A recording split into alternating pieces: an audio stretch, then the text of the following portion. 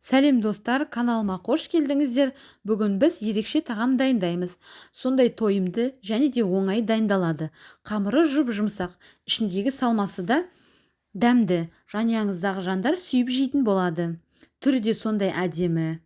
Ең алдымен ұнымыздың үстіне сары майды, 2 жұмыртқаны және де тұз, қопсытқыш, 25% қаймақ қосып, қолымызбен жақсылап қамыр илейміз.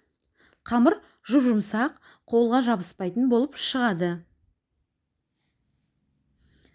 Дайын қамырымызды алып қоя тұрамыз, оған дейін салмасын дайындаймыз. Қызып тұрған табада етімізді қуырып аламыз, жақсылап араластырып.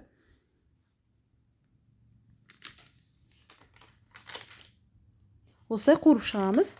Және қуырып болғаннан кейін ыдысымызға салып аламыз да, келесі сәбізді қуырамыз одан кейін.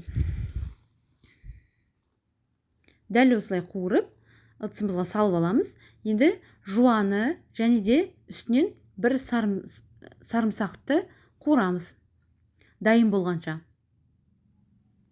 Осы жуамыз дайын болғаннан кейін үстінен тәтті бұрышты қосып, жақсылап араластырып қуырамыз. Және де дәміне қарай паприка, қара бұрыш, тұз қосамыз. Жақсылап араластырамыз. Осы салмамыздың үстінен қаймақ қосамыз. Тағы да араластырып, енді үккіштен өткізілген сыр қосамыз. Енді тағы да қуырып, жақсылап, жаңа дайындаған етімізді қосамыз.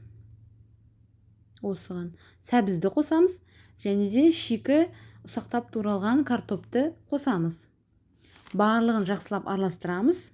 Біздің салмамыз дайын. Мінекей. Енді қамырымызға кірісейік. Осылай бөліктерге бөліп аламыз да, оқтаудың көмегімен жайып, кесенің көмегімен осылай салмасын саламыз. Алдымен сыр, содан соң ет пен көкөністерді қосып, шетін түйіп, осылай аударамыз.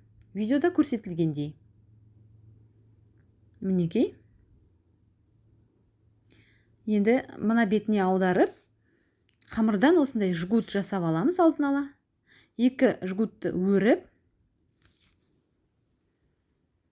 осылай түйіп өріп,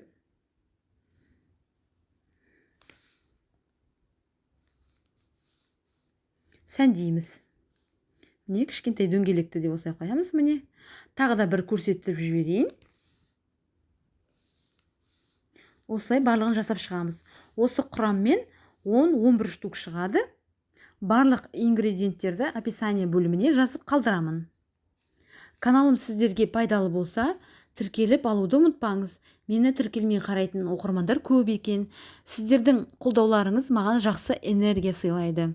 Алда ерекше және де оңай рецепттермен бөлісетін боламын. Міне, шетін түйіп, сәндейміз бетін осылай.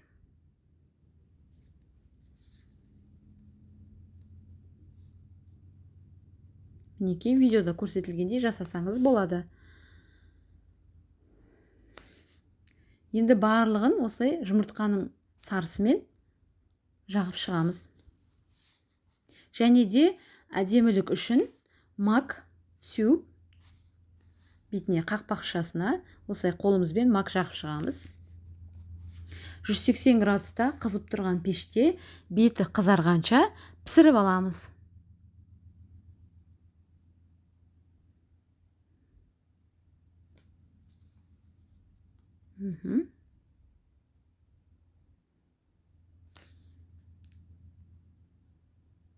Өте әдемі.